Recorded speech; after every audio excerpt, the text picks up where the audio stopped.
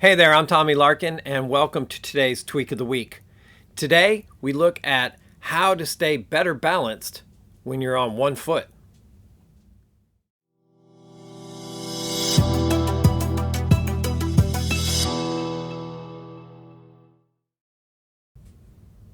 Welcome back, and thank you for joining me today. So, as I mentioned in the quick intro, we're looking at some quick techniques to help you find better balance in your standing poses, particularly the single leg ones. And we'll be using Vrikshasana, which is tree pose, as our demonstration pose today. So, I want to tap on essentially 4 quick things that help in the process, but the fourth one is probably the most important of these 4. Number 1 is to understand the legs have to be strong.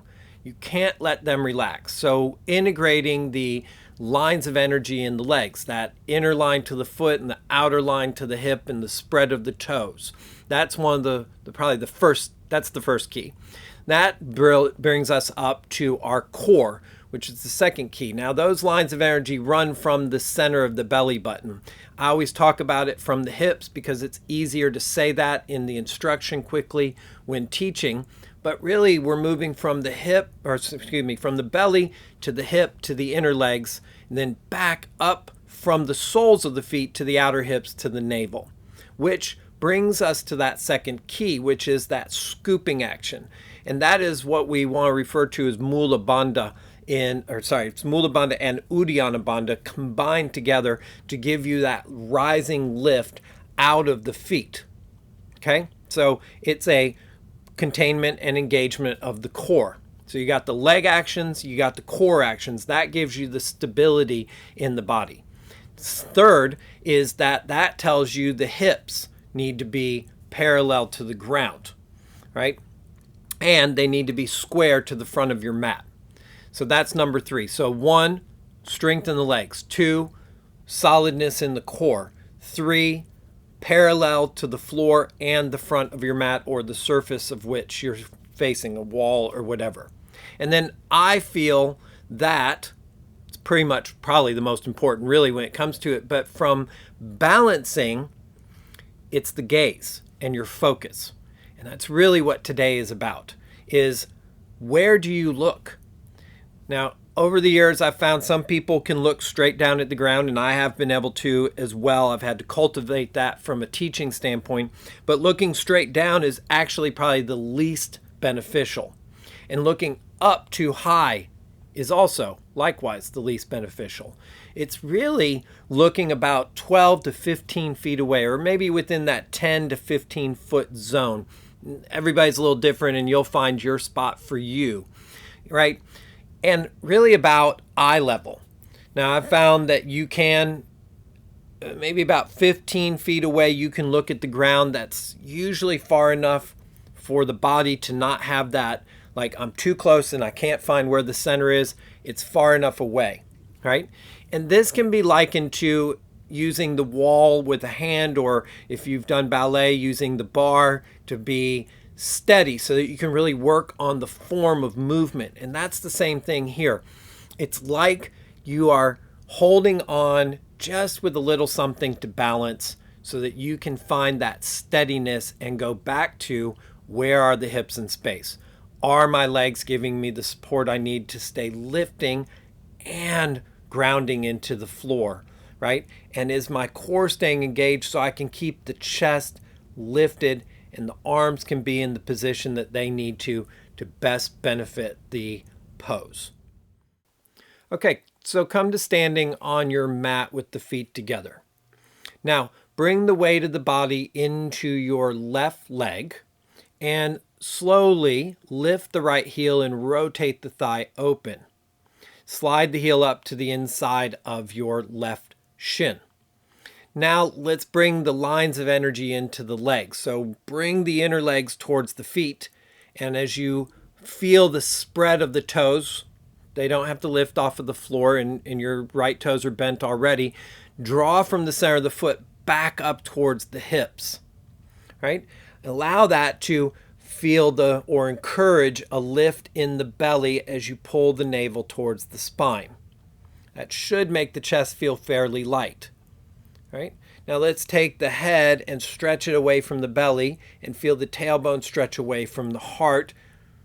And now you're kind of set in this position, and it may feel a little bit wobbly, and that's perfectly fine. We're going to settle that in just a little bit more with the other two portions of what we're talking about today. So from here, feel that the hips are parallel to the front of your mat or the wall that you're facing, and that they feel equidistant away from the floor. So what you should find is that the right thigh is rotating open, but it's not the knee pulling open. The knee may be pointing forward a little bit still. That's perfectly fine. That's really what we're seeking here. Right?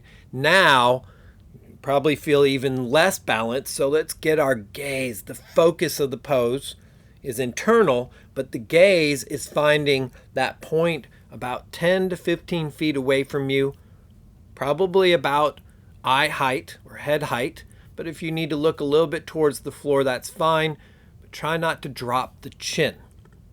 Right? Now the arms, they can go wherever they want. I'm just showing with the hands on the hips at the moment. They can stretch straight out to the side. You can bring the arms up overhead if you like. Any of those three arm positions today are fine. We're really working on that centering in the body. Now, if the balance is there for you, feel free to draw the right foot up the inner shin, eventually as high up into the inner groin as possible on the inner left thigh. Feel free also to use your hand to lift that foot and ankle up into position. All right? So we'll just hold here for a few more breaths. Today it's really about finding that gazing point and making sure the body understands how to stay engaged properly while you're focusing. So we'll have just 2 more inhales and 2 more exhales here.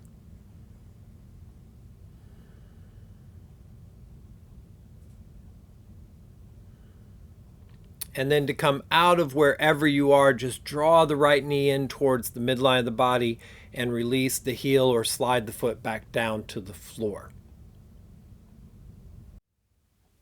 So there you go.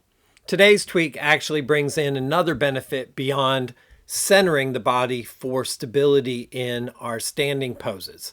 It also starts to help you get deeper levels of understanding of pratyahara, the 5th limb in the Yoga Sutras according to Patanjali, which is drawing in of the senses, that we're going inside. And what I love about this is that you learn how eventually, with time and practice, to be able to gaze at something and be external in your view physically, but mentally you are drawing inwards, which gives you better understanding to the pose and the benefits of the pose that you're working on. So there you go. I hope you gained great benefit from today's work.